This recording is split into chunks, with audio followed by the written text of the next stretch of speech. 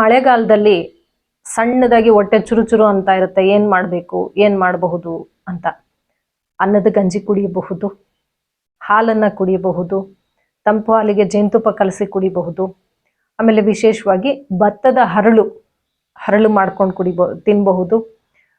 ಮಂಡಕ್ಕಿ ಅಂತ ಹಗುರವಾಗಿರುವಂತಹದ್ದು, ಸುಲಭವಾಗಿ ಪಚನವಾಗುವಂಥದ್ದು ಮತ್ತು ಶೀಘ್ರವಾಗಿ ಶಕ್ತಿಯನ್ನು ಕೊಡ್ತಕ್ಕಂತಹ ಮಂಡಕ್ಕಿಯನ್ನು ತಿನ್ನಬಹುದು.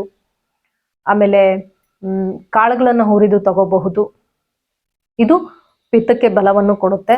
ಆದ್ರೆ ಯಾವುದೇ ಕಾರಣಕ್ಕೂ ಒಬ್ಬ ವ್ಯಕ್ತಿ ಒಂದು ಮುಷ್ಟಿಗಿಂತ ಹೆಚ್ಚಾಗಿ ಹುರಿದ ಕಾಳುಗಳನ್ನ ತಿನ್ನಕ್ ಹೋಗ್ಬಾರ್ದು, ಅದು ಕೂಡ ಅಪಾಯ ಆಗತ್ತೆ. ಮಳೆಗಾಲದಲ್ಲಿ ವಾತದ ಒಂದು ಪ್ರಕೋಪ ಇರುತ್ತೆ, ವಾತದ ಒಂದು ವ್ಯತ್ಯಾಸ ಇರುತ್ತೆ ಅಂತ ಹೇಳಿರೋದ್ರಿಂದ ಯಾರಿಗೇ ಆಗ್ಲಿ ಮಲಬದ್ಧತೆ ಅಂತಕ್ಕಂಥದ್ದು ಮಳೆಗಾಲದಲ್ಲಿ ತುಂಬಾ ಸುಲಭವಾಗಿ ಕಾಡೋದ್ರಿಂದ ಪ್ರೋಟೀನ್ ಸೇವಿಸುವ ವಿಷಯದಲ್ಲಿ ಯಾರು ಕೂಡ ಜಾಗೃತಿಯನ್ನು ವಹಿಸಬೇಕು.